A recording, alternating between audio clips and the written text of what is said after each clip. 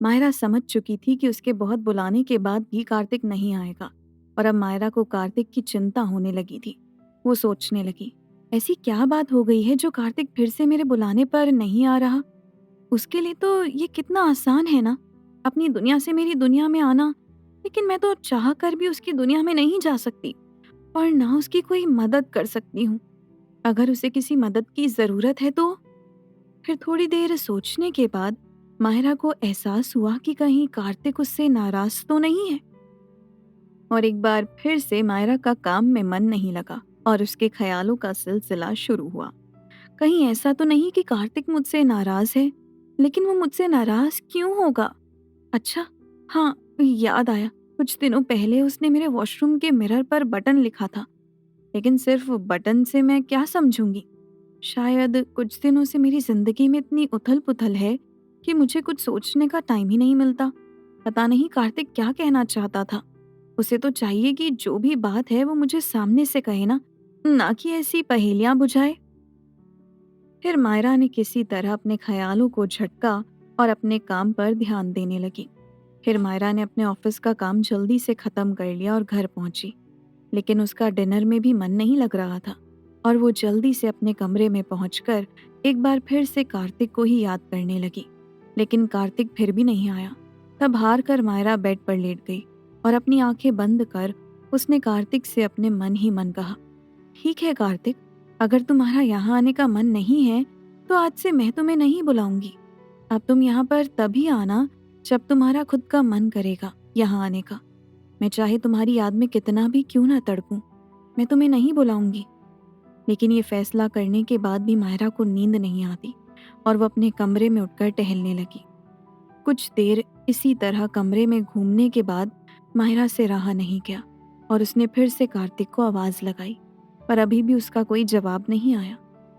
मायरा को बार बार ये भी डर सता रहा था कि कहीं कार्तिक को कुछ हो तो नहीं गया, इसीलिए वो उसकी बात का जवाब नहीं दे रहा है।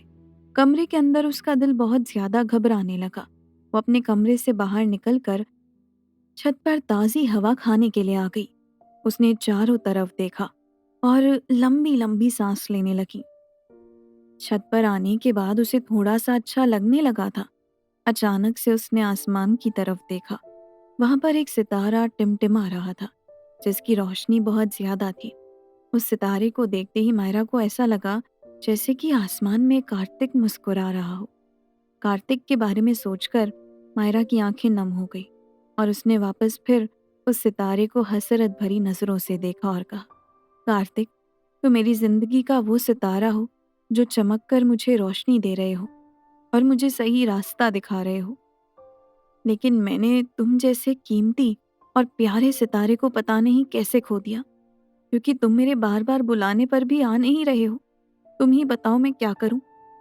तुम्हारे जैसे दोस्त के बिना मैं अपनी जिंदगी कैसे जी पाऊंगी? पता नहीं तुम कहाँ हो। वापस आ जाओ। मुझसे अगर कोई गलती हो गई हो तो प्लीज मुझे माफ कर दो, पर मुझे इस तरह मत तड़पाओ, क्योंकि तुम्हें पता है ना, जब तक मैं तुम्हें नहीं देख लेती हूँ मुझे चैन नहीं मिलता है। तुम कहाँ हो और मेरी बात को क्यों नहीं सुन रहे हो?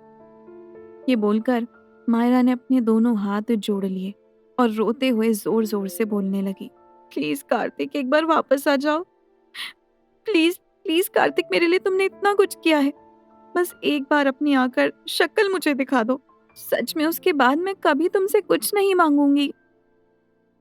इतनी रिक्वेस्ट करने के बाद भी कार्तिक मायरा की आवाज सुनकर वापस नहीं आया। मायरा बेचैन होकर अभी भी छत पर ही घूम रही थी।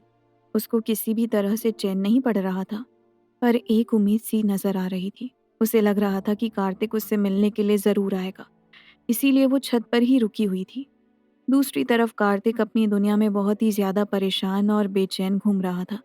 शायद ये प्यार की शिद्दत थी जिसको मायरा भी महसूस कर रही थी और कार्तिक भी कर रहा था। पर कार्तिक चाहकर भी मायरा के पास नहीं जा पा रहा था। उसे बार बार ऐसा महसूस हो रहा था जैसे कि कुछ बहुत बड़ा होने वाला हो, पर क्या, ये वो भी नहीं जानता था। तभी सौम्या वहां से गुजर रही थी। अचानक उसकी नज़र कार्तिक के ऊपर पड़ी, जो बहुत ज्यादा परेशान बैठा हुआ था। उसने कार्तिक को देखते हुए कहा, क्या हुआ कार्तिक, तुम इतना परेशान क्यों लग रहे हो?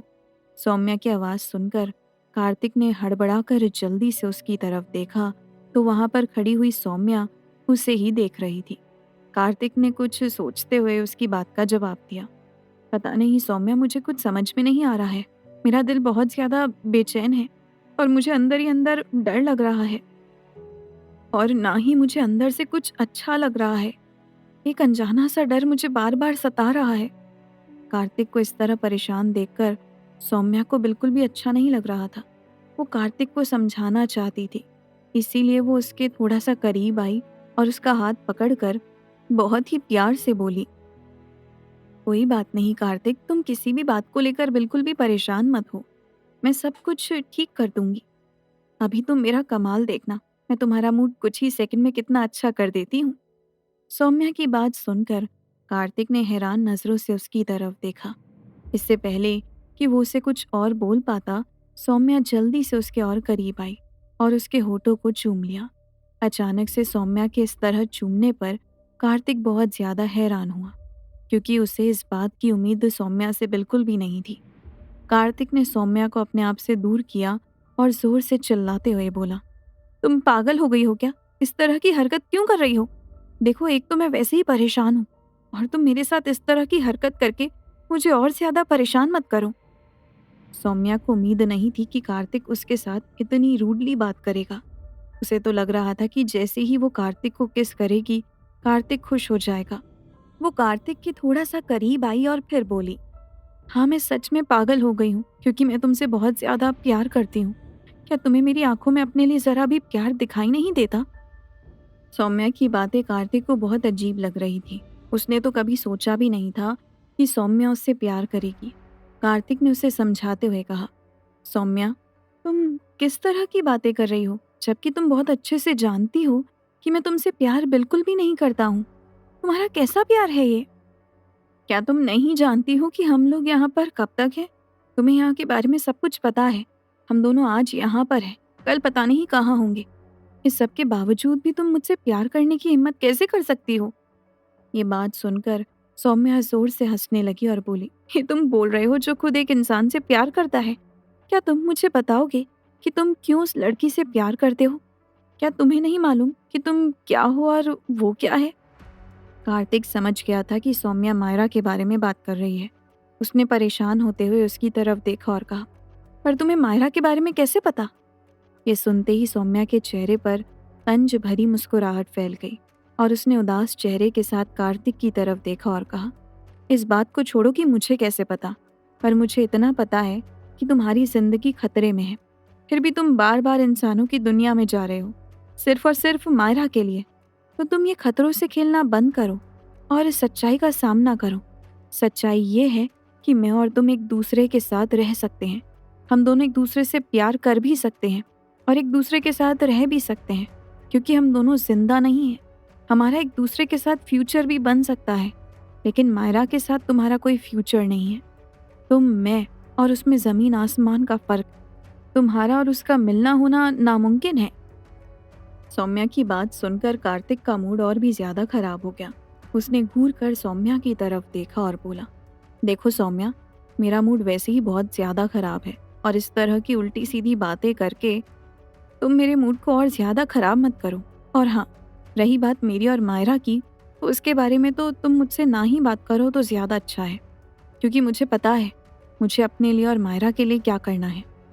इससे पहले कि कार्तिक कुछ और बोलता, तभी उसके दिमाग में कुछ देर पहले बोली गई मायरा की बातें घूमने लगी, जब वो छत पर कार्तिक के बारे में बोल रही थी। उन बातों को सोचते हुए कार्तिक इमोशनल हो गया और उसकी आंखों से आंसू गिरने लगे, जिसे देखकर सौम्या दंग रह गई। उसने हैरान होते हुए पूछा, ये क्या है कार्तिक? तुम्हारी आंखों से खून क्यों निकल रहा है? कार्तिक ने अपने आंसू साफ करते हुए कहा, मरे हुए लोगों की आंखों से आंसू नहीं निकलते, उनकी आंखों से खून निकलता है। क्योंकि मेरा मन बहुत दुखी है, इसीलिए मेरी आंखों से आंसू निकल रहे हैं। कार्तिक की बात सुनकर सौम्या ने कहा, इसका मतलब कि तुम्हारे अंदर अभी भी कुछ एहसास जिंदा है, जिसकी वजह से तुम इमोशनल होकर वो रोने लगे हो और ये आंसू तुम्हारी आंखों से निकलने लगे हैं। कार्तिक, मैं तुम्हारी दोस्त हूँ। कम से कम मुझे तो तुम बता ही सकते हो कि तुम्हें क्या परेशानी है और कौन सा ऐसा दुख है जो तुम्हें परेशान किए जा रहा है। कार्तिक सौम्या की बात सुन जरूर रहा था, पर उसका पूरा ध्यान मायरा की तरफ था। वो जल्द से जल्द मायरा से मिलना चाहता था। इसीलिए उसने सौम्या की तरफ देखा और कहा, सौम्या, मैं तुमसे बाद में बात करता हूँ। अभी मुझे जल्द से जल्द मायरा से मिलना होगा। वो मुझे बहुत ज़्यादा याद कर रही है। मुझे उसकी परेशानी देखी नहीं जा रही है। वो बहुत ज़्यादा बेचैन है उससे मिलने के लिए। सौम्या ने कार्तिक की बात सुनकर उसे हैरान नज़रों से देखा और कहा, कार्तिक, तुम्हें क्या हो गया? तुम अपने बारे में ज़रा भी नहीं सोच रहे हो। तुम्हें पता है ना, यहाँ से निकलकर तुम्हारी जान को कितना खतरा है। फिर तुम क्यों अपनी जान को मुसीबत में डालना चाहते हो? तुम्हें पता है ना, अगर एक बार तुम धरती पर रह गए तो तुम्हारे साथ क्या होगा? ये सुनते ही कार्तिक जोर जोर से हंसते हुए बोला, तुम किस तरह की बातें कर रही हो सौम्या?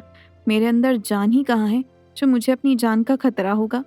सौम्या ने फिर कहा, मेरे कहने का ये मतलब है कि तुम्हारी जिंदगी को खतरा है। तुम हमेशा के लिए स्टैंड बाय पोजीशन पे रह जाओगे। फिर ना तो तुम कभी यहाँ आ पाओगे, ना तुम कहीं और जा पाओगे। पर कार्तिक ने सौम्या की बात को नहीं सुना और वहां से जाने लगा। सौम्या ने अचानक से कार्तिक का हाथ पकड़ लिया। कार्तिक ने पलटकर उसकी तरफ देखा और झटक कर अपना हाथ सौम्या के हाथ से छुड़ाते हुए बोला, प्लीज सौम्या, मुझे जाने दो और मुझे रोकने की कोशिश मत करो। अब मैं यहाँ पर एक मिनट भी नहीं रुक सकता। ये कहकर कार्तिक वहां से चला गया और सौम्या उसे हैरान नजरों से जाता हुआ देखती रही। कुछ सेकंड बाद ही कार्तिक मायरा के कमरे में आ गया था। मायरा अपने बेड पर गहरी नींद में सो रही थी। कार्तिक को याद करते करते शायद मायरा अभी सोई थी, क्योंकि उसके फोन की स्क्रीन पर लाइट अभी भी जल रही थी और उसका फोन लॉक नहीं हुआ था। फोन पर मायरा ने कार्तिक का नाम कम से कम 50 बार टाइप कर रखा था और उसके नीचे कुछ लिखा हुआ भी था। कार्तिक धीरे से मायरा के करीब रखे हुए उसके फोन के पास आया और फोन के अंदर जो मायरा ने लिखा था वो उसे पढ़ने लगा। कार्तिक, मेरे पास तुम्हारे नाम के अलावा और कुछ भी नहीं है। कार्तिक धीरे से मायरा के करीब रखे हुए उसके फोन के पास आया और फोन की स्क्रीन पर जो मायरा ने लिखा था उसे पढ़ने लगा। कार्तिक, मेरे पास तुम्हारे नाम के अलावा और कुछ भी नहीं है। ना तो तुम्हारी कोई तस्वीर है, ना तुम्हारा दिया हुआ कोई तोहफा है जिसे अपने सीने से लगाकर मैं तुम्हें याद करके सो जाऊं। मेरे पास तो तुम्हें याद करने के अलावा और कोई दूसरा रास्ता ही नहीं है। मैं बहुत अकेली हूँ कार्तिक, प्लीज़ वापस आ जाओ। मैं तुम्हें बहुत ज़्यादा याद कर रही हूँ। प्लीज़ मेरी दुनिया में वापस लौट आओ। मुझसे क्या गलती हो गई है? कम से कम ये तो आकर बता जाओ। मायरा की लिखी हुई बातें पढ़कर कार्तिक का दिल भर आया और उसकी आंखों से खून के आंसू निकलने लगे। जान तो उसके अंदर से पहले ही निकल चुकी थी, लेकिन आज वो खुद को बिल्कुल बेसहारा महसूस कर रहा था। इस टाइम वो अपने आप को बहुत बेबस महसूस कर रहा था। कार्तिक ऐसे ही खड़े होकर मायरा को प्यार से देखता रहा। मायरा को देखकर उसकी बेचैनी बढ़ रही थी। उसने बहुत मुश्किल से अपने आप को कंट्रोल किया। उसका बहुत मन हो रहा था कि वो मायरा को उठाकर अपने सीने से लगाए और उससे बोले कि देखो मायरा, मैं आ गया हूँ। जितना तुम मेरे लिए परेशान हो, मैं भी तुम्हारे लिए उतना ही तड़प रहा हूँ। पर उसकी हिम्मत नहीं हुई कि वो मायरा को उठा सके। कार्तिक ने अपने दिल पर पत्थर रखा और वो चुपचाप मायरा के कमरे से बाहर निकल गया। अगले ही पल कार्तिक अपनी दुनिया में वापस लौट आया था। उसका दिल बहुत ज्यादा उदास था और वो सीधा अपने कमरे के अंदर आ गया। उसका कमरा सफ़ेद पत्थर से बना हुआ था। यहाँ तक कि उसका बेड भी पत्थर का था, जिसके ऊपर कुछ भी बिछा नहीं था।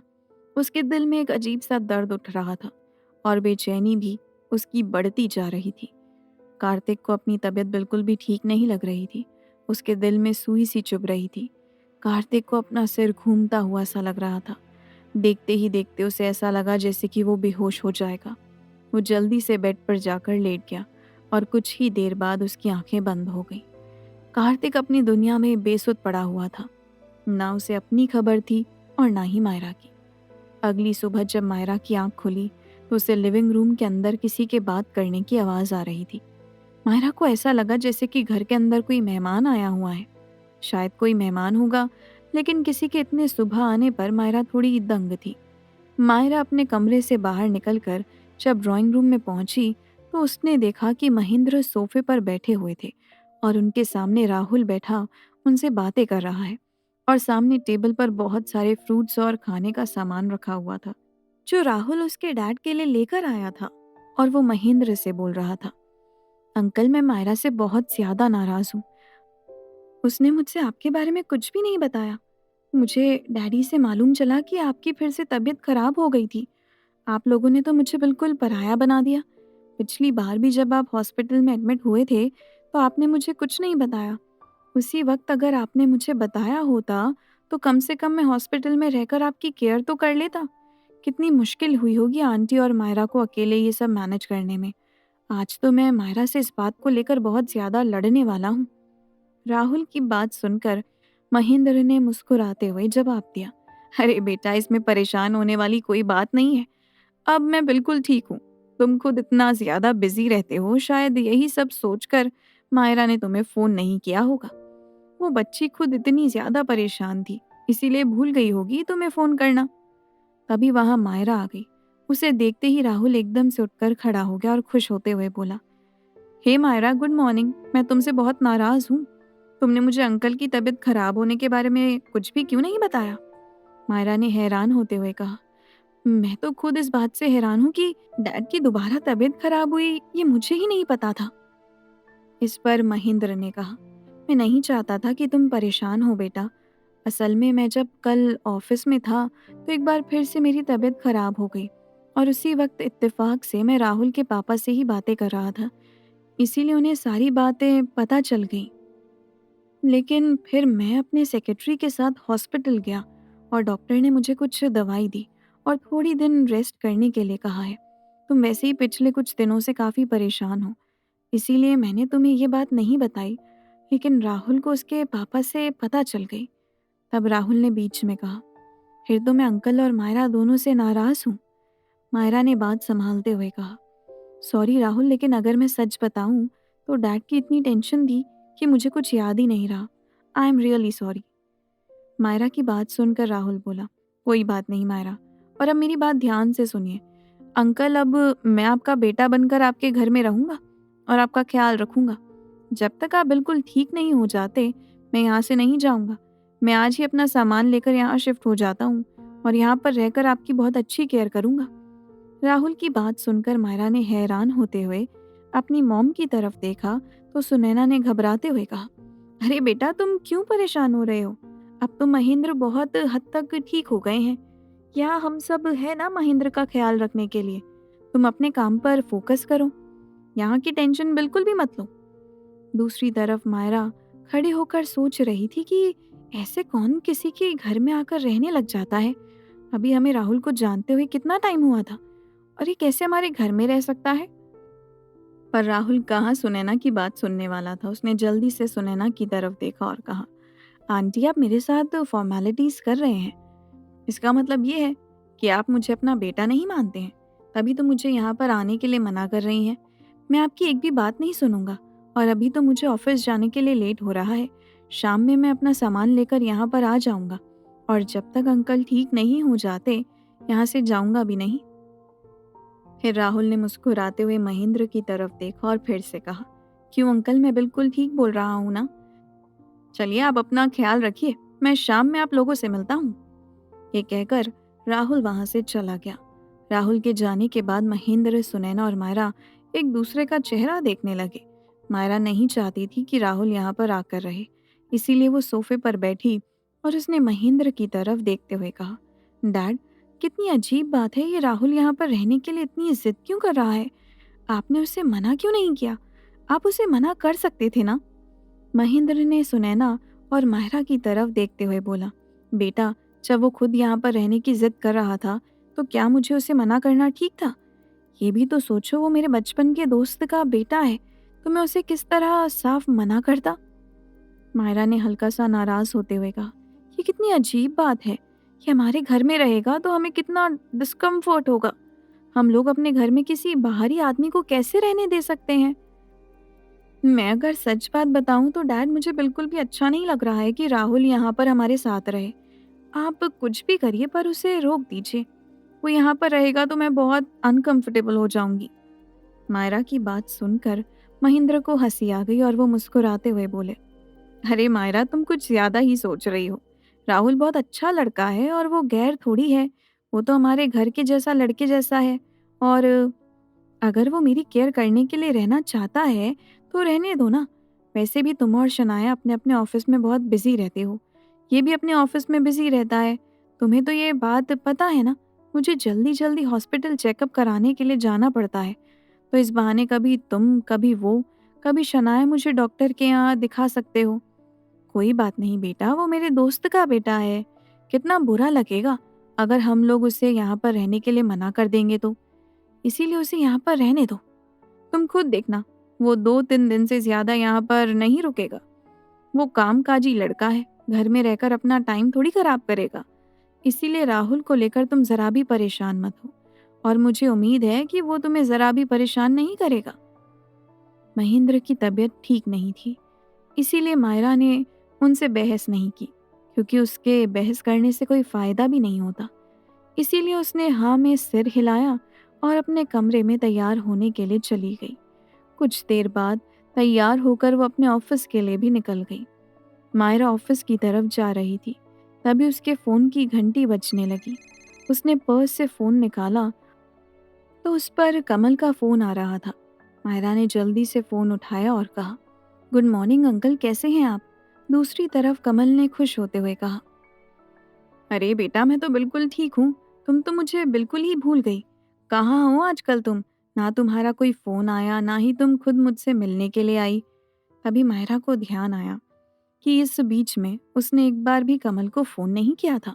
इसीलिए उसने अफसोस जताते हुए कहा, आई एम सॉरी अंकल, मैं आपको फ़ोन नहीं मिला पाई क्योंकि मेरे डैड की तबीयत ठीक नहीं थी और वो हॉस्पिटल में एडमिट हो गए थे। ये बात सुनकर कमल ने एकदम से कहा, ओह आई एम सॉरी बेटा, मुझे पता नहीं था, इसीलिए मैंने ऐसा बोला। अब कैसे हैं वो? मायरा ने जल्दी से जवाब दिया, भगवान का शुक्र है, अब डैड की धीरे धीरे रिकवरी हो रही है।